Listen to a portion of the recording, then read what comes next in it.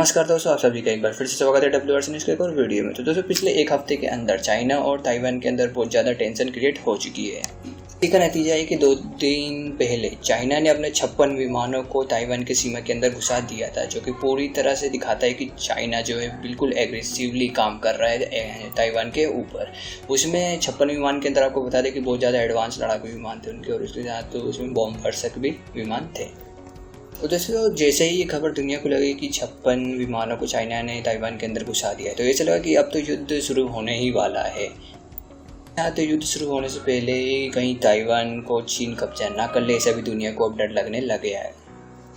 दोस्तों, आपको बता दो 56 लड़ाकू विमान दोस्तों बहुत बड़ी संख्या होती है उसमें, और कहीं ना कहीं चाइना ने बॉम्ब वर्षक भी विमान भेजे थे, तो ये बहुत ज़्यादा संख्या में विमान हो जाते हैं। क्योंकि चाइना जो 56 विमानों को भेजा है वो कई देशों की जो वायुसेना होती है ना दोस्तों, उतनी भी नहीं होती जितनी कि 56 विमानों को इनने अकेले ताइवान के अंदर घुसा दिया। लेकिन दोस्तों, उस समय तो चाइना ने कब्जा नहीं किया 56 विमान घुसाने के बावजूद। इसी के साथ उसने दुनिया को संकेत भी दे दिया कि अब चाइना कितना एग्रेसिव हो चुका है, क्या क्या कदम उठा सकता है ताइवान पे कब्जा करने के लिए। दुनिया में भी संकेत जा चुका है कि चाइना बहुत ज़्यादा एग्रेसिव हो चुका है, तो उसको कहीं ना कहीं दुनिया को इससे बचने के लिए एक एक्शन लेना ज़रूरी हो गया था। और अब दोस्तों, इसी का नतीजा है कि अब कहीं ना कहीं ताइवान भी युद्ध की तैयारी में लग चुका है, और कहीं ना कहीं वो अपने देश जो कि जिस देश पे वो भरोसा करता है ताइवान, और जितने भी लोकतांत्रिक देश है उससे वो मदद मांग रहा है ताकि चीन के विरोध में लड़ सके और ताइवान का सपोर्ट कर सके। लेकिन दोस्तों, इस जो ताइवान की रिक्वेस्ट थी उसके बावजूद 2 दिन तक किसी देश ने भी, चाहे अमेरिका हो, यहाँ तक इंडिया ने भी कोई जवाब इस पर प्रतिक्रिया नहीं दी। लेकिन आज अमेरिका ने बहुत ही तेज़ गति से इस पर काम करते हुए बहुत एग्रेसिवली बयान दिया है। इसी के ऊपर काम करते हुए अमेरिकी नेवी ने अपने 2 जंगी बेड़े को फिलीपींस के नज़दीक भेजा है, जो कि चाइना के आसपास ही पड़ता है, जो कि चाइना पे थोड़ा बहुत दबाव बनाएगा। तो ये जगह बहुत महत्वपूर्ण हो जाती है चाइना के लिए, क्योंकि यहाँ से चीन का जो ट्रेड है ना बहुत ज़्यादा क्वांटिटी में होता है। ये इसको एक तरह से एंट्री गेट भी कह सकते हैं आप चाइना का। तो दोस्तों, आपको बता दें कि आज ही ब्रिटेन और अमेरिकी युद्धपोतों ने यहाँ पे बहुत बड़ा एक युद्ध अभ्यास किया है, जो कि चीन को सीधे चेतावनी के तौर पे देखा जा रहा है। तो आपको बता दें कि इस युद्ध अभ्यास का सबसे बड़ा मोटिव ये था कि अगर चाइना युद्ध करता है, हमला करता है, तो किस प्रकार से जो अमेरिका है और उसके जो साथी एलाइज देश है वो किस तरह से अपनी जो युद्धपोत है उसको इस्तेमाल करके चाइना पे दबाव बना सकते हैं, उस पर बढ़त बना सकते हैं।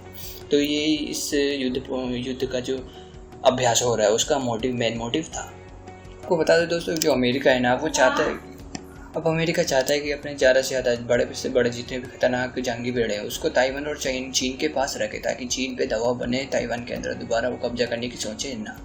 और इसी के साथ ही इस न्यूज़ में सबसे बड़ी न्यूज़ तो ये है कि दोस्तों, उनका जो मुख्य पत्र है ग्लोबल टाइम, उन्होंने सीधे सीधे धमकी दी है अमेरिका और ब्रिटेन और नाटो देश को, खासतौर से अमेरिका को। क्योंकि जो ग्लोबल टाइम है, जो चीन है, उसका तो पता ही है आपको कि सरकार का वो एक तरह से मुख्य पत्र है। वो सरकार जो करती है, जो बोलती है, वो ग्लोबल टाइम भोगता है।